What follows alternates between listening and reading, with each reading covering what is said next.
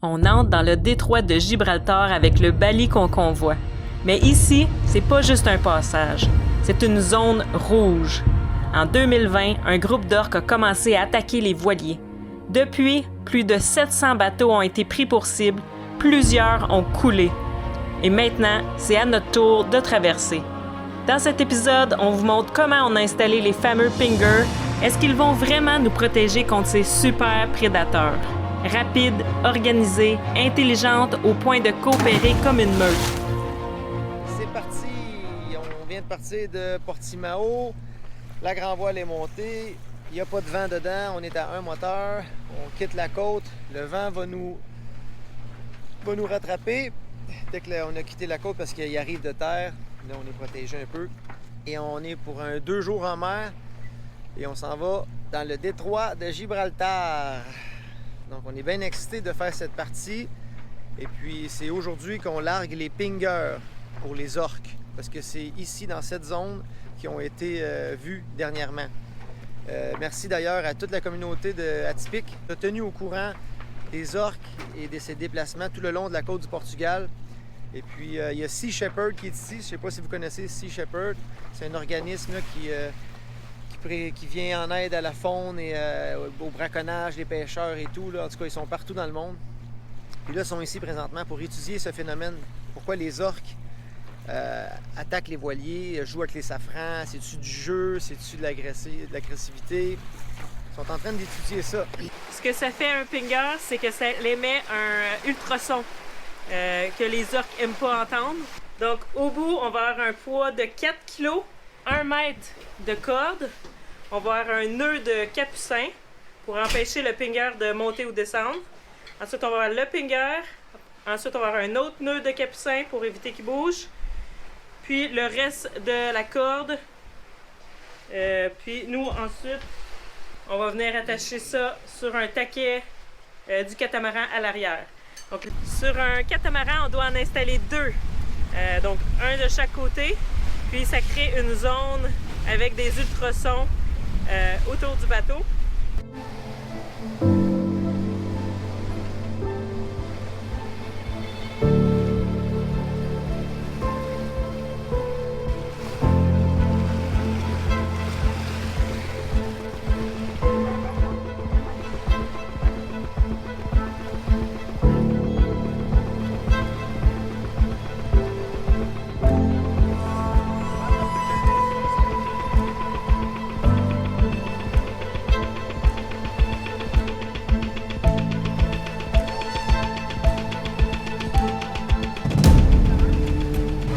À l'eau, on installe le deuxième. Comme vous voyez, le poids, 4 kilos. Parce qu'il reste très profond. Sinon, il va flotter à la surface. On veut pas ça. On veut que la vibration s'émette assez profond.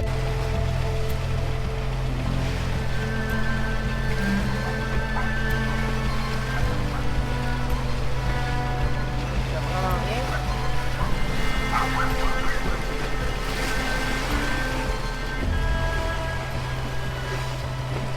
Comme vous voyez, on approche du détroit de Gibraltar. Là, le nouveau point météo vient de sortir. On va aller prendre ça.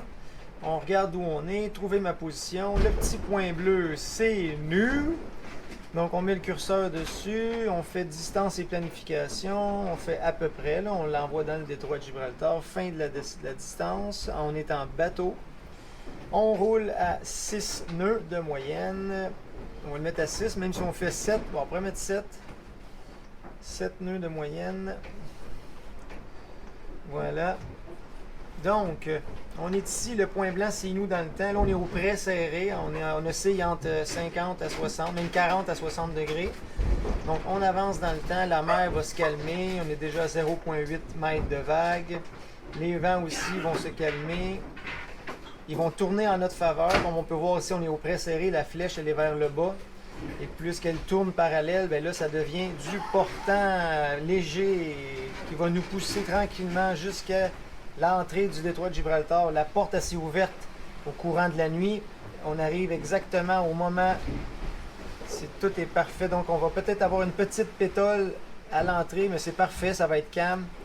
Il y a un gros courant qui nous pousse de l'Atlantique vers la Méditerranée, donc ça va aller vite pour faire le dernier, à peu près 25-30 000 nautiques, jusqu'à Gibraltar, où on va passer la nuit, puis aller explorer demain.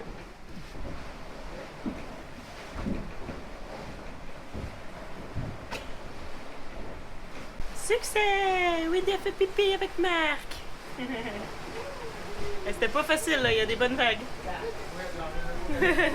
Bravo! Bravo, bébé! Bravo! Jusqu'à maintenant, on n'a pas vu d'orques, donc c'est une bonne nouvelle.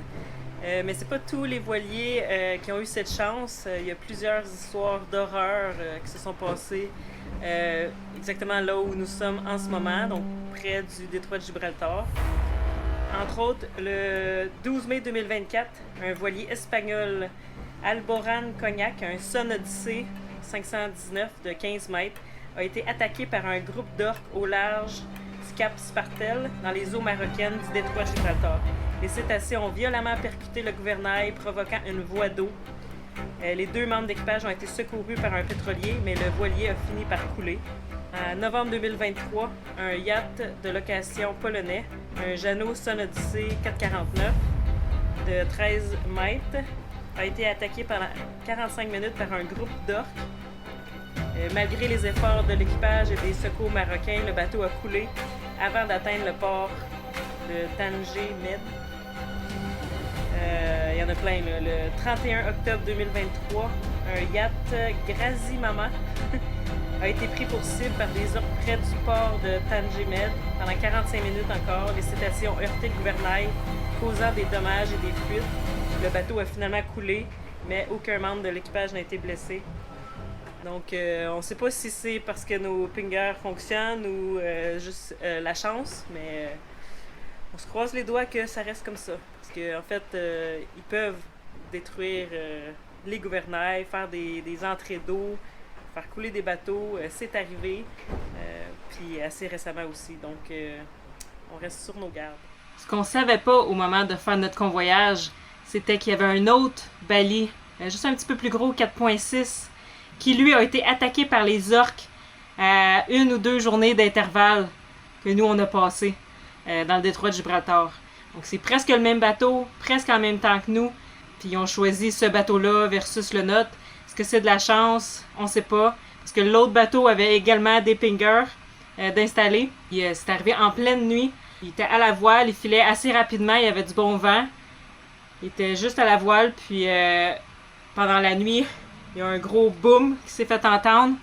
Puis le voilier a carrément fait un 180 degrés. Donc toutes les voiles ont empanné. Puis là, ils ont compris assez rapidement que c'était les orques qui jouaient avec le bateau. Ils ont affalé les voiles. Les orques ont fait du dommage au safran. Heureusement, ils n'ont pas fait couler le bateau. Ils ont été capables d'appeler à la radio. Puis se sont fait remorquer au port le plus proche.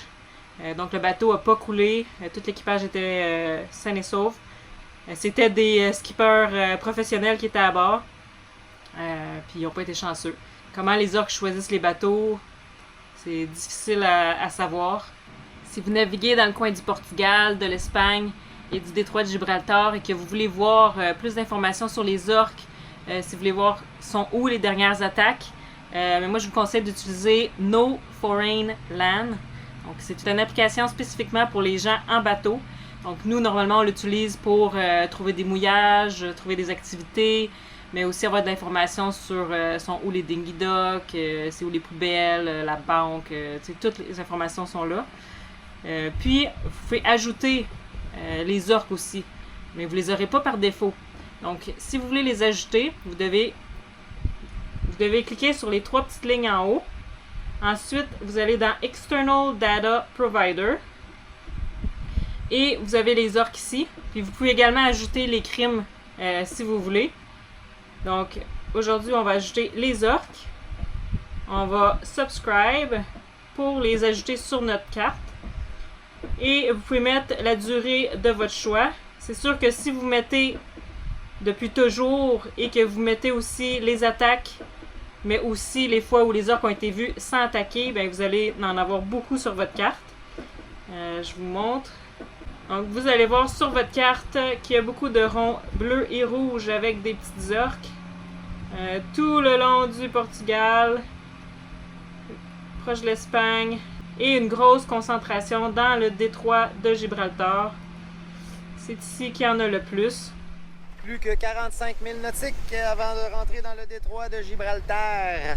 L'écran du AIS, ben, c'est un arbre de Noël. Ça flash rouge de partout. Il y a énormément de trafic dans le détroit. Beaucoup plus que le canal de Panama, parce que le canal de Panama, ben, c'est des écluses, donc c'est un à la fois, un après l'autre. Oui, c'est achalandé, mais jamais comme le détroit de Gibraltar. Là, c'est fou.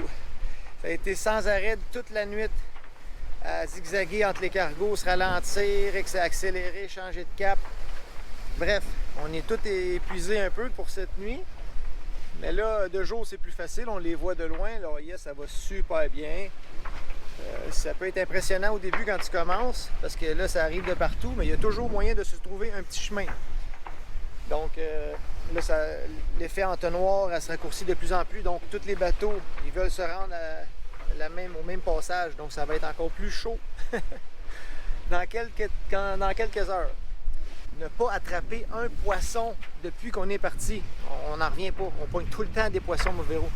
C'est une canne flambant neuve avec des leurres flambant neuves. On a changé de leurre, puis c'est même le gars qui nous a conseillé ces leurres-là. Il connaît l'emplacement. Donc, on demande tout le temps aux pêcheurs locaux qu'est-ce qu'ils nous suggèrent comme leurre, mais ça n'a pas été fructueux, la pêche.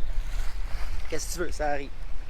Ouais, ben on est rendu à 10-12 jours de navigation. Puis, pas une seule touche sur la ligne à pêche. On n'en revient pas. C'est pas les leurres qu'on utilise d'habitude. Pat, quand il a été au magasin, il a demandé au magasin, qui était supposément un professionnel, quel était le meilleur leurre à utiliser ici. Mais il a recommandé des leurres. Mais 10-12 jours, là! Quand Véronique va visionner les vidéos pour mettre sur la timeline, elle va se rendre compte que j'ai tout dit ça moi aussi. Ah. Les pingers, c'est censé éloigner les dauphins aussi. Ah, ça marche pas trop. Ils sont juste là devant nous, ils jouent au cabanon.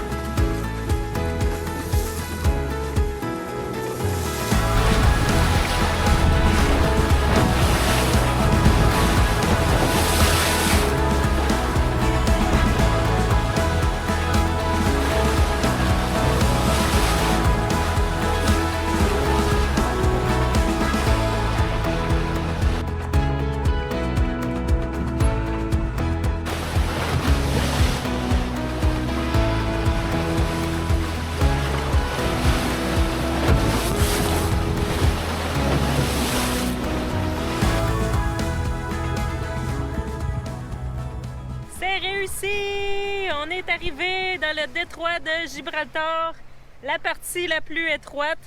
Donc on est entre deux continents. Pour ma part, c'est le plus proche de l'Afrique que j'ai été. D'un côté, c'est Tarifa qui appartient à l'Espagne. Et de l'autre, c'est le Maroc. Il nous reste 17 000 nautiques avant d'atteindre la marina où on va faire un beau dodo ce soir. Là, ben, on célèbre ça en ouvrant une bouteille de champagne qu'un de nos Patreons nous a offert. Merci beaucoup!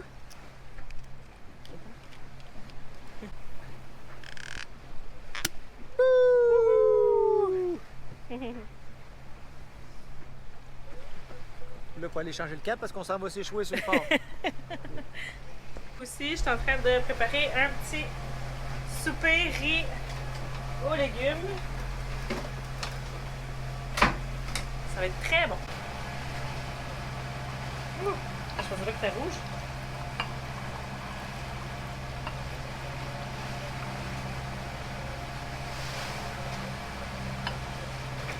C'est pas évident en navigation. C'est rouge, la fin. Ben ouais, je pensais pas que c'était rouge.